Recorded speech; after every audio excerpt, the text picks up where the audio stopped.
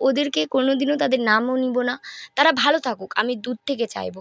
কিন্তু এই যে ব্যবহার করা ছেড়ে দেওয়া মানুষগুলো, আমি মনে করি এর শাস্তি তারা নিজেরাই পাবে।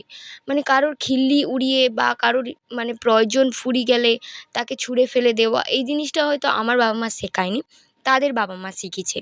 আর যদি লাস্ট পর্যন্ত আমার ভিডিওগুলো ভালো লাগে, তাহলে তোমাদেরকে বলছি আমার চ্যানেলটা ফলো, সাবস্ক্রাইব যাই করো না কেন করে দেবে, ঠিক আছে?